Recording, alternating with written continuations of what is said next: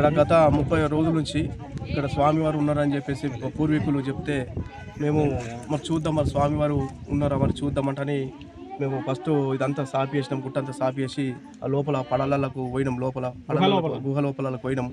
పోతే అక్కడ ఆ నెల నుంచి అటు వెతుకుతున్నాం, మళ్ళీ ఒక గుండె అడ్డం వస్తున్నది, మళ్ళీ వేరే సైడ్కి వచ్చిపోతున్నాం.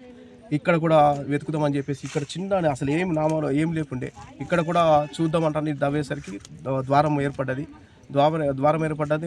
మొన్న వారం రోజుల దాకా వర్క్ చేసినాము. వారం రోజుల తర్వాత పూజారులు ఇప్పుడు ఏం చేయకూడదు, ఆ తోవ ముందు వేయరు, తోవ వేసినాకనే మీరు లోపల గుహలకు ఊరి లోపలిగా ఏదైనా ఉంటే లోపల వేసుకొని అప్పటిదాకా ఏం చేయకూడదు అంటే అట్లా ఆపేసినాం. స్వామివారు వీళ్ళ పొద్దున మేము నీళ్ళు పట్టడానికి వచ్చినాం. అక్కడ ముందట ప్రాగరికి నీళ్ళు పట్టడానికి వస్తే స్వామి ఇక్కడ కోతులు కనిపించినాయి. కోతులు కనిపిస్తే మీదికి పోయి చూసిన కోతులను కొట్టినాం. కోతులు గిన్నె ఎదుర్కొంటే ఒకసారి పోయి చూద్దామంటని ఇట్లా ఎప్పుడు యథావిధిగా ఎప్పుడు పోయినట్టే పోయినాం. పోయి చూసేసరికి అందులోకి లోపలికి జారింది గుండు. మాకు తెలిసి స్వామి వచ్చిండు విగ్రహం, అవి మూర్తి అందులోకి జారినట్టు కనిపించేసరికి నాకు భయపడి మా వాళ్ళందరూ అక్కడ కింద ఉన్న వాళ్ళందరినీ పిలిచిన, అన్న ఇదో కనిపిస్తుంది రండి అని అంటే అందరూ ఉరికొచ్చి ఆ లోపల గుహలకించి బయటకు తీసుకొచ్చారు స్వామి వారు.